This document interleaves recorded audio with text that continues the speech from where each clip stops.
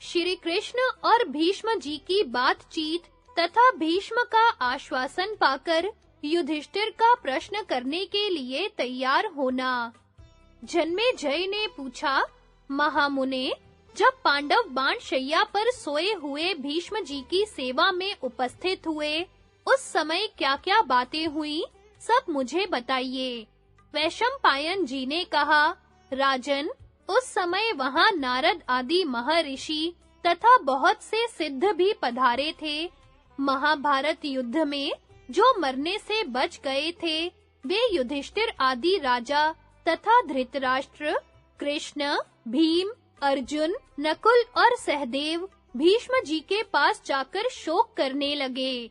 तब नारद जी ने थोड़ी देर तक कुछ सोच विचार कर वहां उपस्थित हुए राजाओं तथा पांडवों से कहा, महानुभावों, भीष्म जी भगवान सूर्य की भांति अब अस्त होने वाले हैं, अतः यह समय इनसे कुछ पूछने का है, क्योंकि चारों वर्णों के जो नाना प्रकार के धर्म हैं, उन सबको ये पूर्ण रूप से जानते हैं।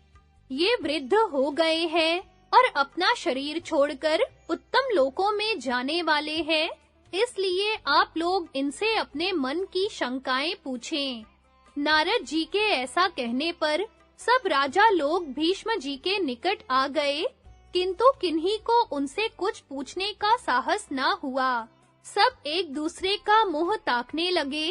तब पांडुनंदन युधिष्ठिर ने श्री कृष्ण से कहा, मधुसूदन, आपके सिवा दूसरा कोई ऐसा नहीं है जो पितामह से प्रश्न कर सके, अतः आप ही पहले बातचीत शुरू कीजिए।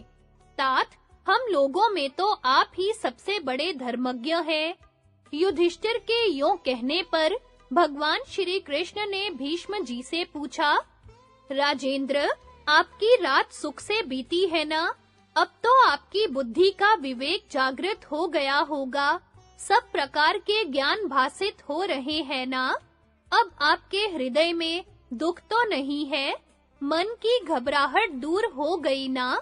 भीष्म जी ने कहा, वासुदेव, मेरे शरीर की जलन, मन का मोह, थकावट, विकलता, शोक और रोग, ये सब आपकी कृपा से तत्काल दूर हो गए थे। अब मैं हाथ पर रखे हुए फल की भांति भूत, भविष्य और वर्तमान तीनों काल की बातें स्पष्ट देख रहा हूँ। वेदों में जो धर्म बताए गए हैं तथा वेदांत द्वारा जिनको जाना गया है, उन सब धर्मों को मैं आपके वरदान के प्रभाव से जानता हूँ। जनार्दन, शिष्ट पुरुषों ने जिस धर्म का उपदेश किया है, वह भी मेरे हृदय में है। मैं देश, जाति और कुल के धर्मों से भी अपरिचित नहीं हूँ। चारों आश्रमों के धर्मों में जो तत्व है, वह भी मेरे मन में स्फुरित हो रहा है। इस समय संपूर्ण राजधर्मों को भी मैं जानता हूँ। जिस विषय में जो कुछ भी कहने योग्य बातें हैं, उन सबका मैं वर्णन करूँगा। आपकी कृपा से अब मेरे मन में कल्याणमयी बुद्धि का प्रवेश हुआ है। आपके ध्यान से मेरा बल इतना बढ़ गया है कि अब मैं जवान सा हो गया हूँ। आपके प्रसाद से मुझ में अब कल्याणकारी उपदेश देने की शक्ति हो गई है। तो भी मैं पूछता हूँ कि आप स्वयं ही युधिष्ठिर को कल्याण का उपदेश क्यों नहीं देते? श्री कृष्ण ने कहा, भीष्म जी, यश और श्रेय की जड़ मैं ही हूँ। संसार में जो भी सत असत पदार्थ हैं, वे सब मुझसे ही उत्पन्न हुए हैं। अतः मैं तो यश से परिपूर्ण हूँ ही। अब आपके यश को बढ़ाना है, इसलिए मैंने आपको प्रचुर बुद्धि प्रदान की है। राजन, जब तक यह पृथ्वी कायम रहेगी, तब तक संपूर्ण लोकों में आपकी अक्षय कीर्ति फैली रहेगी। युधिष्ठिर के पूछने पर आप जो कुछ भी उपदेश करेंगे, वह वैदिक सिद्धांत की भांति इस भूमंडल में मान्य होगा। जो आपके उपदेश को प्रमाण मानकर उसे अपने जीवन में उतारेगा, वह मृत्यु के बाद सब प्रकार के पुण्यों का फल प्राप्त करेगा। संसार में आपके सुयश का अधिकाधिक विस्तार कैसे हो, यह सोचकर ही मैंने आपको दिव्य बुद्धि प्रदान की है। राजन, ये मरने से बचे हुए भूपाल आपके पास धर्म की जिज्ञासा से बैठे हैं। आप इन्हें उपदेश कीजिए। आपकी अवस्था सबसे बड़ी है। आपने शास्त्रों का अध्ययन और सदाचार का पालन किया है। साथ ही राजधर्म तथा अन्य धर्मों के भी विशेषज्ञ हैं। जन्म से लेकर आज तक किसी ने भी आप में कोई दोष नहीं देखा है। सब राजा इस बात को स्वीकार करते हैं कि आप संपूर्ण धर्मों के ज्ञाता हैं। आपने सदा देवताओं और ऋषियों की उपासना की है, इसलिए आपको अवश्य ही धर्म का उपदेश करना चाहिए।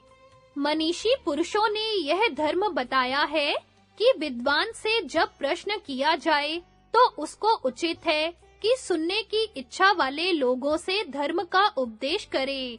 जो प्रश्न करने पर भी उपदेश नहीं देता, उसको बड़ा दोष लगता है। अतः जिज्ञासु भाव से पूछने पर आप इन लोगों को अवश्य ही उपदेश करें। वैशंपायन जी कहते हैं, राजन, श्री कृष्ण की बात सुनकर महातेजस्वी भीष्म जी बोले, गोविंद, आपके प्रसाद से इस समय मेरा मन स्थिर है और वाणी में भी बल आ गया है। अब धर्मात्मा युधिष्ठिर मुझसे धर्म विषयक प्रश्न करे, इससे मुझे प्रसन्नता होगी और मैं संपूर्ण धर्मों का उपदेश कर सकूंगा, जिनमें धैर्य, इंद्रिय निग्रह, ब्रह्मचर्य, क्षमा, धर्म, ओज और तेज सदा वर्तमान रहते हैं, जो संबंधियों, अतिथियों, सेवकों तथा शरणागतों का सदा सम्मान करते हैं।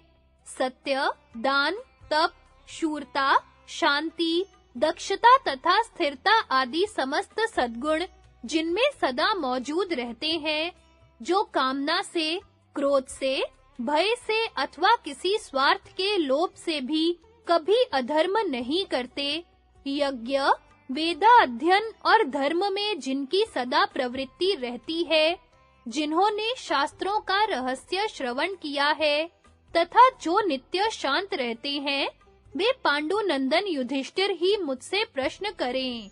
श्री कृष्ण ने कहा, राजन, धर्मराज युधिष्ठिर को आपके निकट आने में संकोच हो रहा है। ये अपने को अपराधी मानकर भयभीत हैं।